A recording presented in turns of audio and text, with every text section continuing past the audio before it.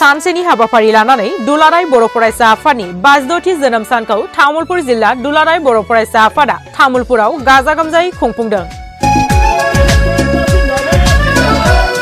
दिनै सानसेनि हाबाफारि लानानै तामुलपुर जिल्ला दुलाराय बर' फरायसा आफादा फुंबिलिनिफ्राय बायदि बायदि हाबाफारि लानाय जादों। गिबि हाबाफारि बायदियै फुंबिलिनि आरज गाबनायजों लोगोसे आफादनि फिरफिला बिरहोयो तामुलपुर जिल्ला दुलाराय बर' फरायसा आफादनि आफादगिरि बानेश्वर नार्जारी बिथाङा। बेजों लोगोसे मुंख्लंफोरनो बिबार बावनाय जायो आरो तामुलपुर जिल्ला बर' फरायसा आफादनि गाहाय मावखुलिखौ बेखेवनाय जायो। बेखेवगिरि महरै बाहागो लायो 52 नं तामुलपुर विधानसभा बियाबनि एमएलए जलेन दैमारी बिथाङा।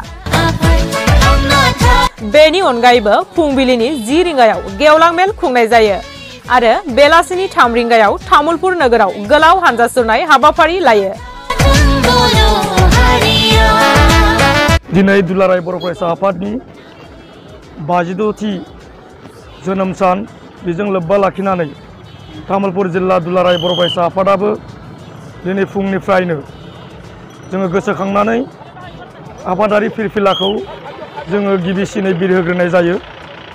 बेजों लोगोसे जोंनि जि आगोलनि बारग' आफादगिरि गाहाय नेहाथारि जालांनाय दुलाराय बर' फरायसा आफादनि बिबानगिरि बिथांमोनखौ गोसोखांनानै जोङो बिथांमोननि सेराव बिबार बावनाय जायो आरो बिबार बावगिरि महरै जोंहा आगोलनि मोनसे समनि दुलाराय बर' फरायसा आफादनि लोगो आफादगिरि गोलाव सम एबसुआव बिबान लानानै खामानि मावलांनाय मदन मोहन मुसाहारि बिथांखौ जोङो बिबार बावजेननो थाखाय हांख्रायनाय जायो।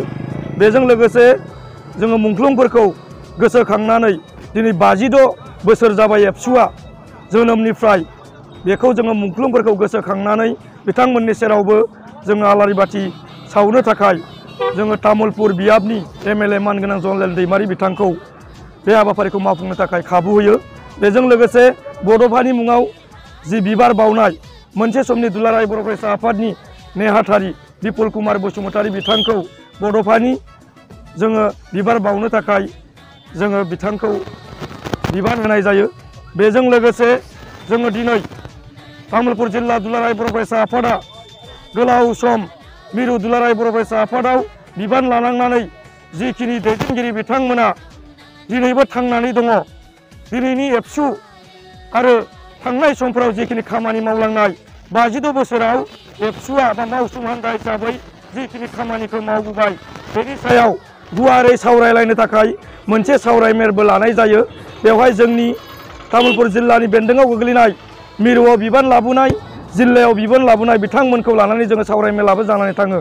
बेजों लोगोसे दुलाराय बर' फरायसा आफादा मालाबाबो कमप्रमाइज खालामबोआखै। जों नुबोदों जारिमिना बुङो थांनाय समनि जोङो बानेश्वर बसुमतारी गायसनगिरि आफादगिरिनिफ्राय लानानै गाहाय नेहाथारि कनकेश्वर नार्जारी बिथांनिफ्राय लानानै जिखिनि बर' हारिखौ गेरेमसा हारि दानायाव दुलाराय बर' फरायसा आफादा खामानि मावबोदों मालाबाबो कमप्रमाइज जाबोआखै।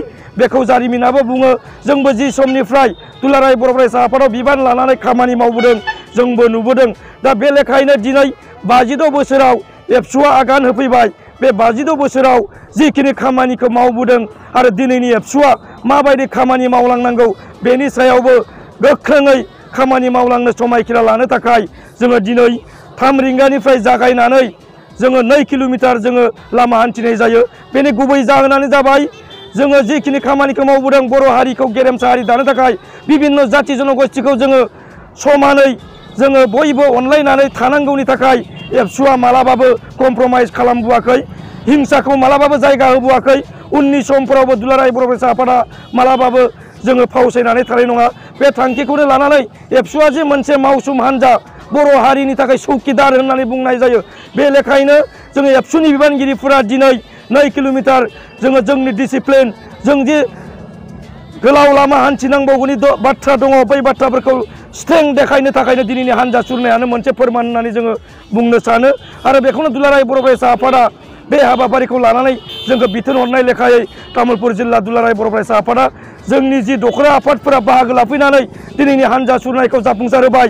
एबसुआ जि मालाबाबो मेंनाय गैया मालाबाबो कमप्रमाइज खालामा बै बाथ्राखौनो दिनै फिन आरोबाव जोंनि जि दिनैनि बिबानगिरि बा एबसुनि मावथिफोरखौ गोहो बोलो होदों बे बाथ्राखौनो फोरमान खालामो उननि समाव जोङो बर' हारिखौ गेरेमसा हारि दानायाव मालाबाबो दिनैनि एबसु मालाबाबो कमप्रमाइज खालामनाय नङा आरो दिनैनि हानजा सुनायनि गेजेरजोंनो बेखौनो फोरमान होयो होननानै आङो फोरमायनो सानदों आरो दिनैनि जि हाबाफारि बेजों गोसोखांनानै 56 इयार्स जाबाय एबसुनि जोनोमा बेजों लोब्बा लाखिनानै जोङो 56 इयारनि जोङो मोनसे आलारि बाथि सावनाय जायो आरो बेजोंनो दिनैनि जि जोंनि तामुलपुर जिल्ला दुलाराय बर' फरायसा आफादनि 56 बोसोरनि जि गोसोखांनानै जोङो जोनोम सान फालिनाय बे हाबाफारिखौ बेयावनो फोजोबनाय जायो।